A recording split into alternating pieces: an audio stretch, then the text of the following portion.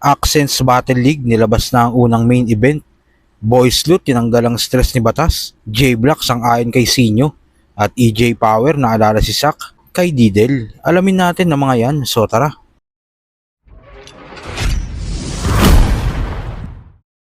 Nilabas na nga ng Accents Battle League ang main event ng unang event nila. Itong paparating na June 12. Ito nga ay Badang vs EJ Power. Co-main event, Jonas vs Akata. At Lipcram vs Invictus. Hindi pa nire-reveal ang ibang matchups. Shinare nga ni EJ Power ang nasabing lineup. At may caption na paghingi ng maagang sorry kay Badang. Dahil alam naman natin ang estilo ni EJ Power na dark humor. Pero syempre hindi nagpatalo ang Tito Badang natin. Nagrebat ito sa pagbabanta ni EJ Power. Anya, isang malakas na badang daw ang lalabas ng gabi ng laban nila. Sa kabilang balita naman, bago nga ni-review ni Batas ang labang Jabo vs Boys Loot, sinabi niya sa simula ng kanyang video, stress daw siya sa kanyang trabaho. Eto na rin, tangina. Kauwi ko lang galing trabaho, puking inang trabaho kanina. So masaya lang ako na, fuck, eto, diba? Kumbaga parang oras na para mag-enjoy. Eto na yon. At sana kung ang pag-upload ko to oras ng trabaho nyo, kung nasa trabaho man kayo tapos pakikinggan nyo to o panonoodin nyo, sana rin makabawas sa kaputang inahan ng trabaho. Yeah, yun isa sa rason kaya ko gusto i-upload ng 12 ng noon yung uploads, kumbaga yung videos ko, para maging less stressful ang trabaho ng mga nanonood. Kasi alam mo yun, parang wala ni isa sa atin ang nangangailangan na stress sa trabaho, 'di ba? Lahat kumbaga nagtatrabaho lang ang mga nagtatrabaho dahil kailangan natin nakita. So anything na makakagaan sa bawat isa, yun na yun. Pero matapos nga mapanood at papakinggan ni Batas si Boys Loot, tila na good vibe siya sa mga banat nito. Ako'y taga Mindanao na dinala sa grain assault para daw mabugbog at mawala ng malay. Kaso di na ako tatablan sa grain assault. Sanay na ako sa amin manakawan ng palay. Grain assault din. Manakawan ng palay. Oh, damn, bra, solid. Kaso kaharap mo ngayon. Sa game, ay di na say mang guhit. Tinapat ka sa sunod. Yeah, say mang guhit. Ako ang taga Mindanao na mas na train sa bullet. Ah! Hanggang Jabo ay maging deja vu na ng nakaraan. Ang ganda naman ng pagka-bend ng Jabo tsaka deja vu na yun. Butang ina, no? I like it. Pinanood ko ang pedestal finals mo. Tangina, mga baon mo ang solid.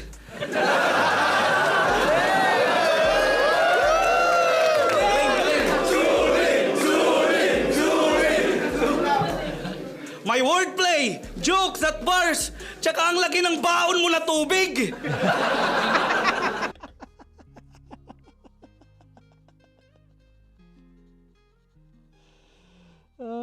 Ang ganda ng ano na yun Ang ganda ng hirit na yun.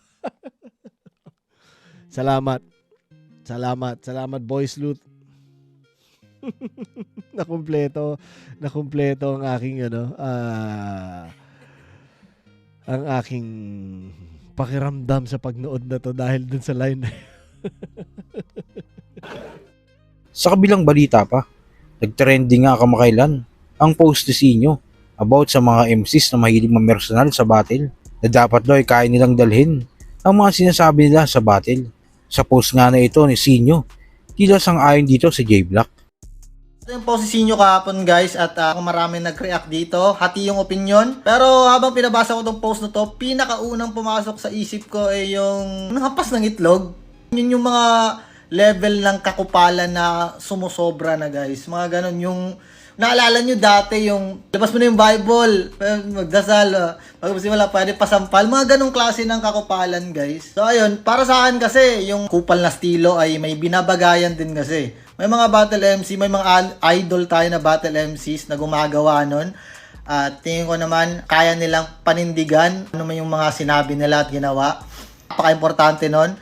Bilang isang battle MC, kailangan natin maging responsable sa mga sinabi natin or mga gagawin natin. Magiging ganun kasi. Depende kasi yun eh.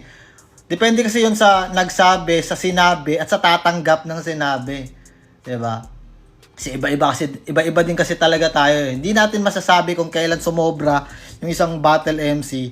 Wala naman eh. Lahat naman sa battle rap, pwedeng sabihin eh. Wala talagang limit guys. Pero, yun, tulad ng punto ni Senior dito, kailangan lang maging handa ka or panindigan mo. Once na sinulat mo yan, pre-practice mo yan, at sinabi mo yan live, dapat handa ka sa mga pwedeng mangyari or pwedeng maging reaction na mga yun, nakinig ng pyesa mo na yun. Ayun lang naman. At sa uling balita, nireview na nga din ni EJ Power ang mga battle ng Langit Lupa Tournament. At isa nga sa ginawa niya ng reaction video ay ang Didel vs Kulas. Napabilib nga siya ng gusto kay Didel at sinabi nitong alam nito ang pinasok niya. Kung nga pala si Didel Rep and CDOC, di nyo ba kilala, but after tonight, I'll make sure your city knows me. Langit Lupa Tournament, shit, I kill him softly. Mga kids, oh silly, oh geez, oh please. Starting from the bottom, no issue, cause ang biggest problem nyo ay prom D. Unang nose. Gusto ko to si Didel. Medyo iba yung niya, iba yung grit niya sa stage, iba yung angas. Parang yung facial expression niya pa lang, alam mo, he knows what he's doing. Parang alam niya kung ano yung ginagawa niya, alam mo yun. Parang para ako dito, parang yun yung sinasabi nung composure. Sige, magpakamukujin ka lang. Cause me, I'm on a different gaming system. Fuck Tekken, ang gusto kong laro, Street Fighter. Doon tayo sa kalsada magdikdikan. Ito ay aking season. Elimination. Ito ay aking season. Domination ang waking reason. Eliminate ang feeling decent. Eliminate ang teka, nag-i-input lang ng combo para mag-Akuma Raging Demon. Mas fit parang dentures. So you could say na parang dentures, that ain't even the half of it. Kaya masyadong ginalingan kasi gustong ma-regular. Just know that if you want lyricism, I always go for the jugular. Rhyme schemes, multis, wordplays, on par with dudes on the league who's very popular. In other words, I got no room for improvement. So saan ka lulugar? Laos! Oh shit. At sa pagtatapos nga ng video ni EJ Power, sinabi niyang naalala niya ang debut battle ni Zack Maestro, which is yung battle ni Zack kay Zero R. Sino yung alam niyo kung sino yung naaalala ko dito kay Didel. Naaalala ko sa performance niya na to. Yung pinakaunang laban ni Zack Maestro sa flip top. Ganyan na ganyan yung parang may ganyang feels na binigay si Zack Maestro nung debut battle niya sa flip top. So kayo ba mga kuis para sa inyo?